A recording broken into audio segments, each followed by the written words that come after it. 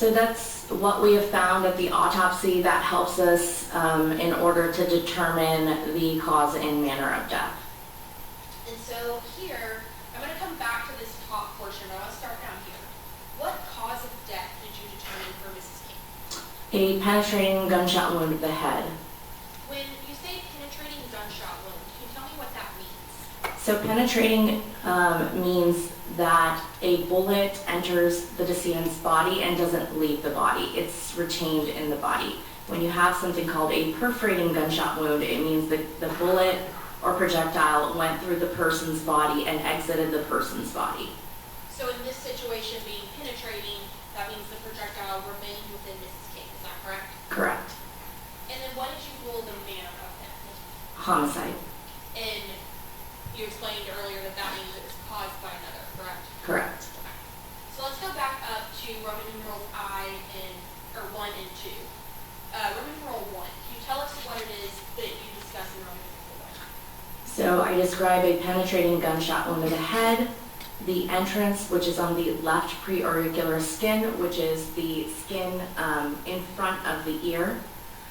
And then I discuss the path, and so it goes from the left skin in front of the ear, it enters into the oral cavity, into the soft tissues of the oropharynx. It goes through the trachea or the windpipe, through the right carotid artery, into the right chest cavity, through the upper lobe of the lung. The lung has 3 lobes, so it's in the upper portion of the right lung.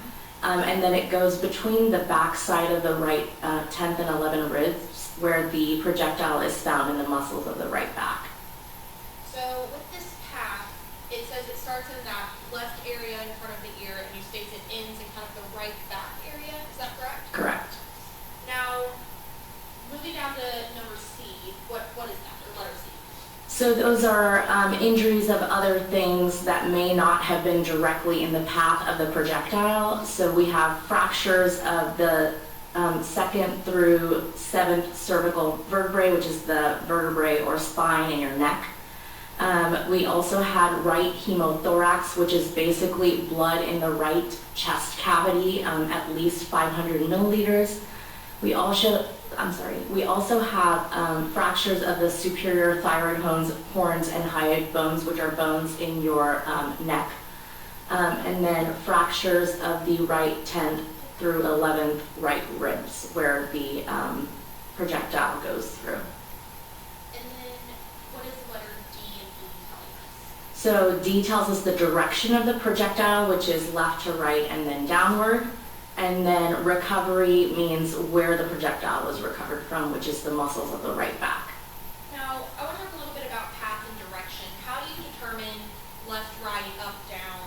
How do you look at that? It's based on the positioning of the body as it is in anatomic position. So essentially it's when the decedent is lying, standing straight up with their arms forward. It doesn't actually mean the direction of the way the projectile was fired or the positioning of the body at wherever the body was found. And so, does that mean that you don't know when you do your autopsy how exactly the body was positioned at its time of death? Correct, not always. And so the way you report it is if the person was just standing straight, like hands by side, correct? With their palms facing forward. Correct. Okay. So for Ms. King, if she had been standing, it would have been coming from her left to her right and from up to down. Correct. Okay.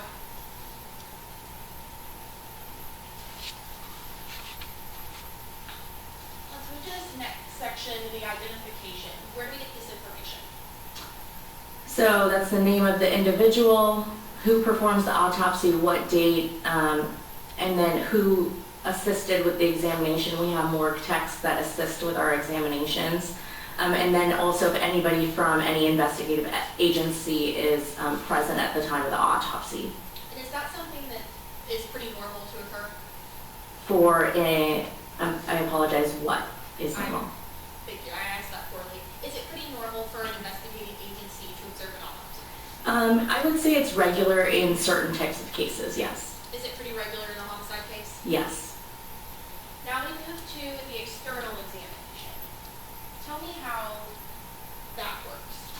So that is the description that I have described before, where we look at the body and we describe the height and weight and the eye color and the hair color, etc. And we just look at the body from top to bottom. Additionally, I include if there are decompositional changes in an individual in this section. And so, for those of us who may not know or understand how it works within the human body, what do you mean by decompositional changes? So decompositional changes are breakdown of the body after an individual has been dead for a certain amount of time.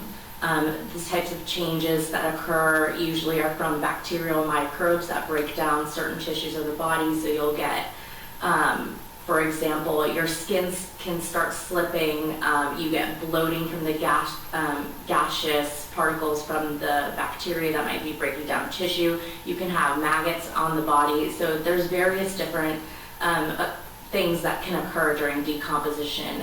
In terms of time intervals, it's really just dependent on like the environment that the individual has been found in. So that's not really something that we determine. But are you able to determine whether or not somebody is in decomposition or not in decomposition? Yes.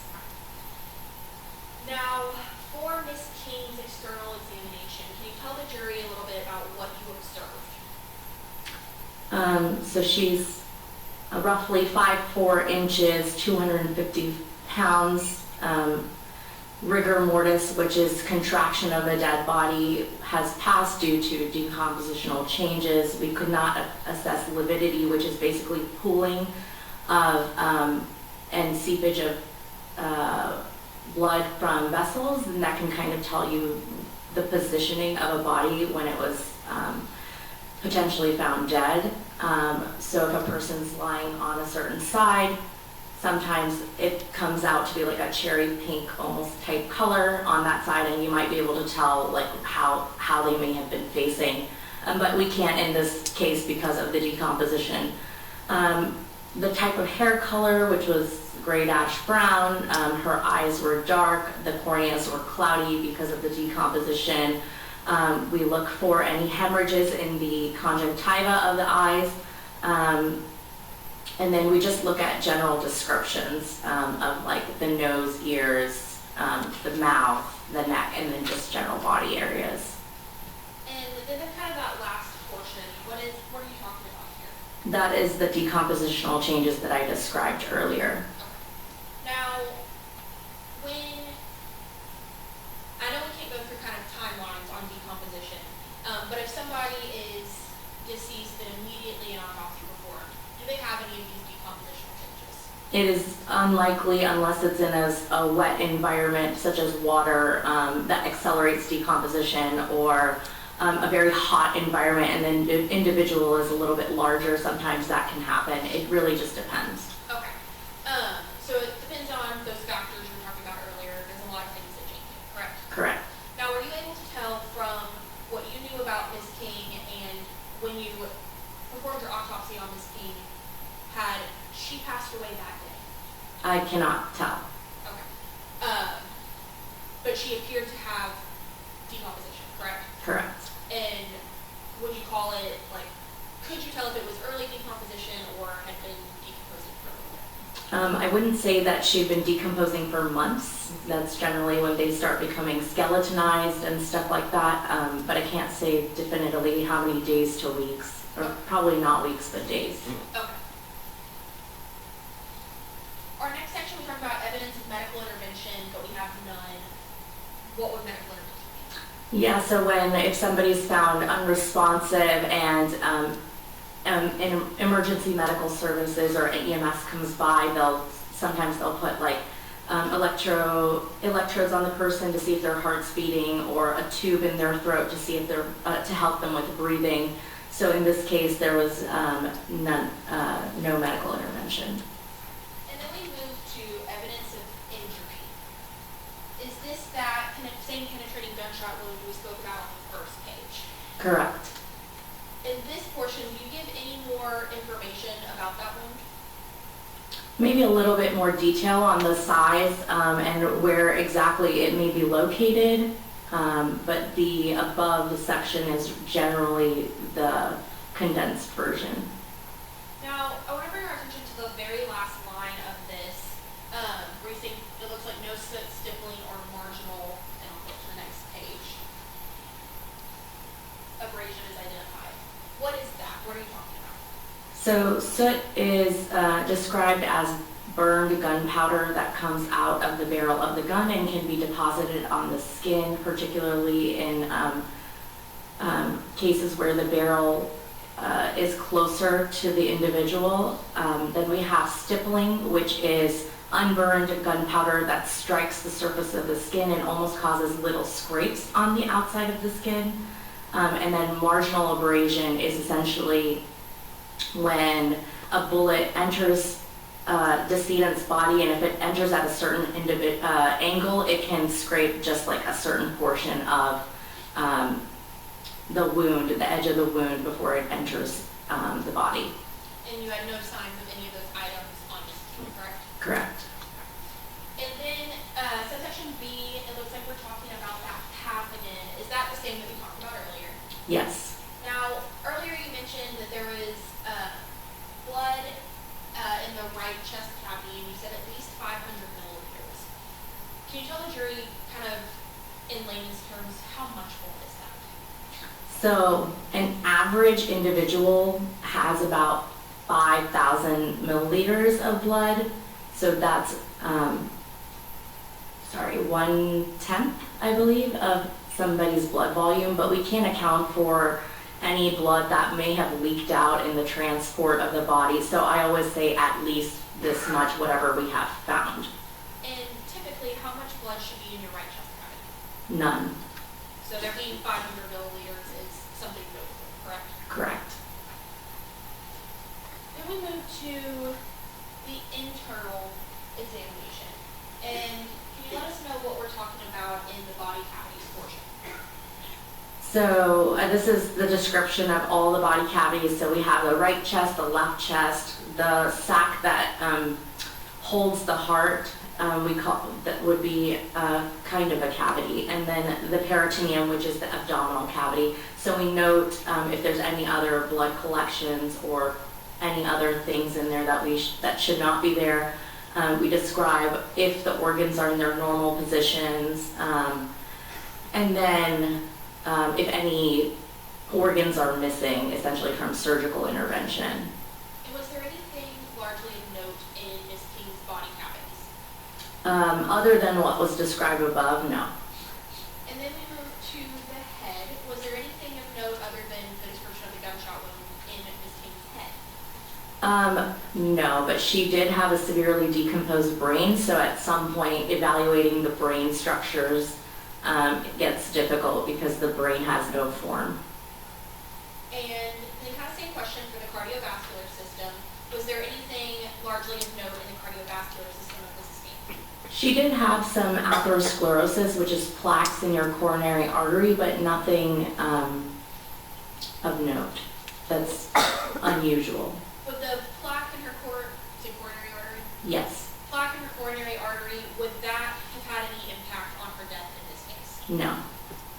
And then we move to the respiratory system, for that kind of first line, and then we move to the next page. Was there anything of note in the respiratory system? No. And then a question in the neck. Other than the described injuries, again, no. And then I'll kind of go through these a little bit together. For the, I'm not even going to attempt to say that word. Hepatobiliary system. Yes, ma'am. That one, the digestive system, and I'm also not going to attempt that one. Were there anything of note in those three sections? No. And I'll ask the same for the next two sections. No. And then we have opinion.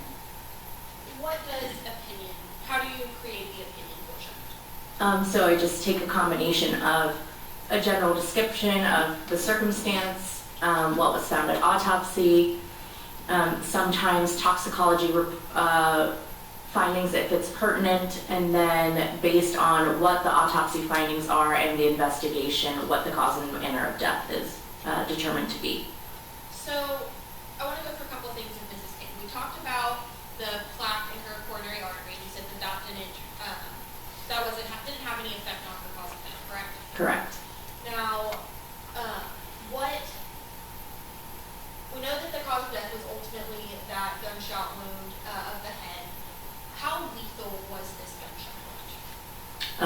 It was fatal. And was this a wound that with immediate medical attention she could have survived, or what circumstances were we looking at? I am not sure if she would be able to have survived this injury. It really would be like how quickly I guess medical intervention could have happened, if a vascular surgeon could have repaired her right coronary artery or her lung. I'm not really sure. But ultimately we know that this gunshot was fatal. Correct. Now, you all talked about specimen and their toxicology if it was an effect. Does toxicology get performed on all autopsies? Not on all autopsies, but in all homicides. Yes. So was toxicology performed on Mrs. King? Yes. And now I know, all right, let me ask, are you the individual who performs the lab work for toxicology? No, we are only the individuals who collect the specimens to be sent out to another laboratory, who then performs the analysis. And you stated, though, in your opinion that you do take into account toxicology results if you think that they had an effect on the death. Is that correct? Correct. Now, we don't see in the opinion here anything about Mrs. King's toxicology. Did anything in her toxicology make you think or cause you to formulate the opinion that that had anything to do with her death? No. Now, I know you're not the individual who tests it, but you're familiar with the toxicology results, correct? Yes. Now, for what you would look at to create your opinion, was there anything of note in Mrs. King's toxicology? She had the presence of delta-9 THC, and then a metabolite, which is delta-9 carboxy THC, some hydrocodone, and then ethanol, although the ethanol is a very low level, which may also be produced from decompositional changes. So I kind of want to go through that a little bit. So the ethanol and blood alcohol concentration, that is a low amount and may come from decomposition, but we don't know, correct? Correct. Okay. And then the hydrocodone, was the result for the amount of the hydrocodone anything of concern for you? No. Why? It is not within the reported fatal range, and also she had a fatal gunshot wound. Okay. And then additionally, the delta-9 carboxy THC and delta-9 THC, is that ultimately that THC or marijuana? Yes. Okay. And was the amounts of the delta-9 THC and carboxy, were those of any concern to you or of note to you in your opinion? No. Would those levels of THC have facilitated the death? Not that I am aware, no.